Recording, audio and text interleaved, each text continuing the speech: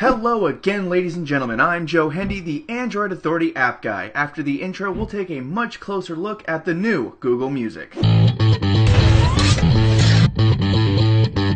The first thing you'll notice is the complete change in design. Google Music has adopted the same kind of card view that you would find in the Google Play Store, so while the experience is vastly different from the old Google Music, the design elements are actually quite similar to some current Google apps. When you open the interface and click on the top left, you'll be shown a list. There is Listen Now, My Library, Playlists, Radio, and Explore. This not only helps you enjoy your own library, but gives you an interface to explore Google Music and the content you can find there. When you go to any area where there are artists, song, or playlists, they show up as little cards not unlike in the Google Play Store. This is definitely nicer than the list view that Google Music used to use. At the bottom right is a 3 dots button, and we'll talk more about that here in a minute. The whole interface essentially revolves around this main premise. When you're exploring new artists, it's more or less the same interface as selecting an artist from your personal library. So once you get used to the functionality, you can get through the whole app without much of a problem. As a whole, the interface is more colorful and more complicated. Gone is the dark background with the simple list view where you just select your songs. It's more focused on the entire experience of Google Play Music instead of just replaying the music in your library. This leads us into functionality. If you strip it all the way down, the functionality is about the same. You open the app, you select some music, and then it either plays it from your device or streams it from your library if you've uploaded it to Google.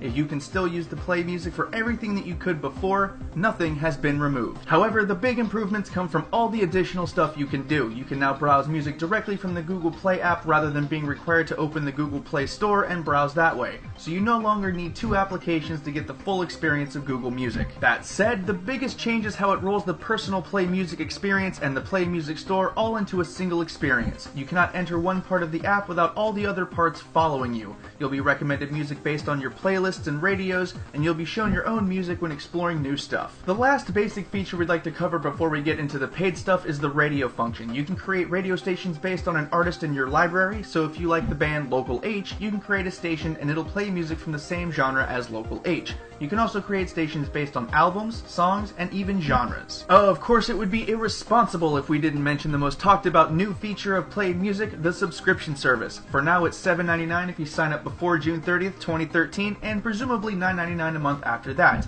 They're calling this an All Access Pass, and it is pure awesome. Here's how All Access works. You can listen to anything available on the Google Play Store. It's really that simple. Any artist, any song available on the Google Play Store is yours to listen to. Just go to the artist page, find a song, and click it, and it'll play right away. Essentially, Google's music library becomes yours. Lastly, to best use this service, each artist has a 3-dot menu button that we mentioned earlier. By pressing on that, you can start a radio station using any artist, song, etc. as a base.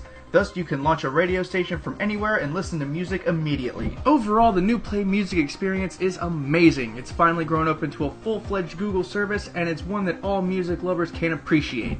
Even without all access features, your library pops out at you in a way only Google can manage, and the design is a change so dramatic in a positive way that it makes the app fun to use again. With the All Access Pass, all bets are off. The way it's designed, you can literally blend your entire library with Google's entire library and not even notice. The whole app is your oyster to do with as you please. As stated earlier, this may not mean much to Spotify customers since Google doesn't have the 20 million tracks that Spotify does. But when Google expands their library to match that, Spotify will have a hard time convincing people to hang around. Once again, I'm Joe Hendy, the Android Authority app guy. Feel free to subscribe to our YouTube channel and check out our social media links in the video description.